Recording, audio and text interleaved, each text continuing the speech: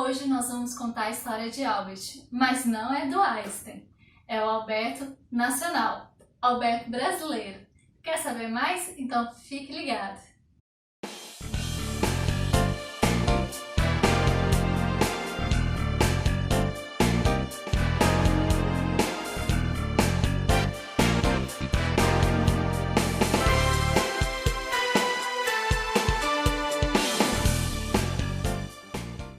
Olá pessoas, eu me chamo Clarice e hoje nós vamos contar a história de um conterrâneo nosso, Alberto Santos Dumont, o pai da aviação, como muitos já conhecem. Mas eu quero falar um pouco ali da trajetória dele, esse inventor que foi importante não só para o Brasil, mas para todo o mundo. Alberto foi um mineirinho que nasceu em 20 de julho de 1873 e teve 7 irmãos. Uma curiosidade, gente, é que desses 7 irmãos, ele foi o único a não ter uma formação superior. O seu pai era engenheiro e ajudou ali na construção de uma ferrovia, onde conseguiu uma terra para produção de café e onde ele teve dinheiro para visitar o seu povo lá na França. O pai de Alberto, ele era francês, que é da onde vem o sobrenome Dumont. Santos, da mãe, que era aqui do Brasil mesmo. Então, assim, o pai foi para a França e resolveu levar os filhos também. Alberto estudou lá, desde pequeno era fascinado pela área da mecânica e também era fascinado com o ar. Sua maior inspiração eram as obras de Júlio Verne. Então, Alberto foi para a França, entre seus 18 e 19 anos, começou no ramo de balões e ele desenvolveu ali o balão mais leve do mundo e ele deu o nome de Brasil, em homenagem à nossa terra, com certeza. E depois disso, ele começou a querer desenvolver balões dirigíveis, ele não queria ficar à mercê do ar, da direção do vento. Então ele queria trabalhar com dirigíveis. Nesse momento ele começou a desenvolver balões dirigíveis e passou a colocar números. Ele não usava mais nome, como o primeiro, que foi chamado Brasil. Os demais tiveram nomes de números, que foi o 1, o 2, o 3 e assim sucessivamente conforme ele desenvolvia. Nem todos os balões dele deram certo, ele teve alguns acidentes no meio do percurso entre um dirigível e outro que ele desenvolvia, e nesse meio tempo também ele desenvolveu algumas outras coisas. Uma delas foi o hangar, que é aquela área mecânica para a aviação. Então ele desenvolveu com aquelas portas grandonas para poder guardar ali seu dirigível, seu balão e futuramente o avião. É interessante falar, gente, que Santos Dumont ele não desistiu. Ele teve várias tentativas aí de dirigíveis. E ele chegou no dirigível 14.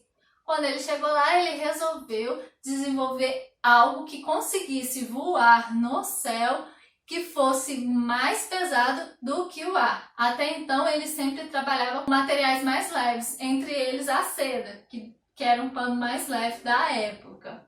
Até mesmo os gases para o estímulo ali do balão voar, ele utilizava o hidrogênio. Na época, o hélio não era conhecido, então ele usava o hidrogênio. Mas aí ele resolveu criar algo que fosse mais pesado que o ar e que pudesse voar. E foi aí que ele desenvolveu o primeiro avião, que, como ele estava no dirigível 14, então o avião recebeu o nome de 14 bis, que foi capaz então de levantar voo e voar. Lembrando que o 14 bis ele não precisou de impulso, igual os irmãos americanos que tiveram um avião, que desenvolveram o avião, mas era através da catapulta. Então, Santos Dumont foi considerado o inventor do avião. E não foi só isso que Santos Dumont inventou, não. A ideia do relógio de pulso veio de Santos Dumont. Ele também desenvolveu um arpão para ajudar ali no bote salva-vidas e alguns outros inventos, embora sua dedicação maior fosse para o desenvolvimento de algo que pudesse voar. E assim, gente, como muitos inventores, até mesmo da época, e cientistas, ele acreditava no open source. Claro que naquela época não era esse nome. Ele acreditava que todas as suas invenções eram para o mundo, então ele não patenteava suas invenções. A única vez que ele foi na justiça em relação às suas invenções foi quando uma empresa de motores quis usufruir de um produto que ele tinha desenvolvido para o motor para ganhar vantagem nisso. Então ele entrou na justiça contra essa empresa para provar que essa empresa não tinha inventado nada, que quem tinha inventado era ele, de forma que a empresa não tivesse a patente daquele motor e que aquele motor pudesse ser utilizado para qualquer fábrica de motores, sem essa de exclusividade. Esse era o pensamento de Santos Dumont. Ele era muito voltado para a humanidade, como eu disse, muitos cientistas eram assim. E, infelizmente, Santos Dumont, que estava tão empolgado ali com seu filho, que ele considerava um filho, que era o avião, ele dedicou sua vida toda para o desenvolvimento daquilo e ele começou a ver seu avião sendo utilizado contra a humanidade. Algo que ele acreditava muito, ele acreditava que suas invenções eram bem para todos. E, no entanto, a sua maior invenção estava sendo contra a humanidade, que foi quando os aviões começaram a ser usados ali na guerra, o que deixou Santos Dumont muito depressivo. Ele ficou muito mal de ver seus aviões sendo utilizados para a guerra, para a matança. Então, os parentes de Santos Dumont foi lá na França buscar ele e trouxe ele para o Brasil. Quando chegou no Brasil, ele foi muito homenageado, todos viram ele com o potencial que ele era, todos viam ele como uma referência, que realmente ele era da época. E assim, ele ficou morando lá no Rio de Janeiro, onde tem a casa dele, que hoje é um museu. E ele ficou ali com seus parentes. Porém, ele viu em São Paulo os seus aviões sendo utilizados para confronto que estava tendo lá em São Paulo. E aí ele já estava bem deprimido, ele já estava muito mal. E no dia 23 de julho de 1932, Santos Dumont se matou.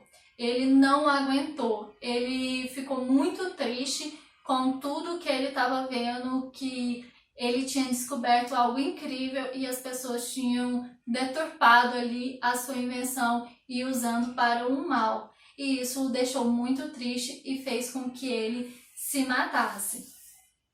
O final dessa história é muito triste, mas eu queria deixar aqui para vocês a mensagem de Santos Dumont, que ele era um inventor, ele era nosso conterrâneo, então assim, não é algo distante, não é algo lá da Europa, não, é alguém daqui, que nasceu aqui perto da gente, que sabia como funcionavam as coisas no Brasil, e ele fez coisas incríveis para o mundo. Se hoje a gente tem a globalização que a gente tem, boa parte disso é graças aos aviões que permitiram que as viagens fossem mais curtas, que pudéssemos ir mais longe também.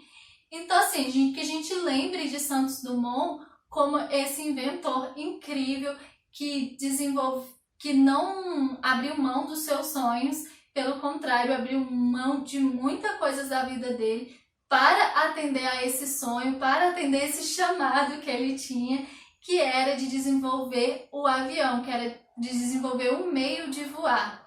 Que a gente também veja como inspiração a forma como ele lutou por esse sonho. Ele teve 14 dirigíveis aí no meio do percurso, muitos não deram certo, outros deram certo até certo ponto, até certo momento, e depois pararam de funcionar, mas no fim nos trouxe o 14 bis. Já pensou se ele tivesse parado ali na tentativa 10? Ah, vou tentar 10 vezes, se não der certo eu paro.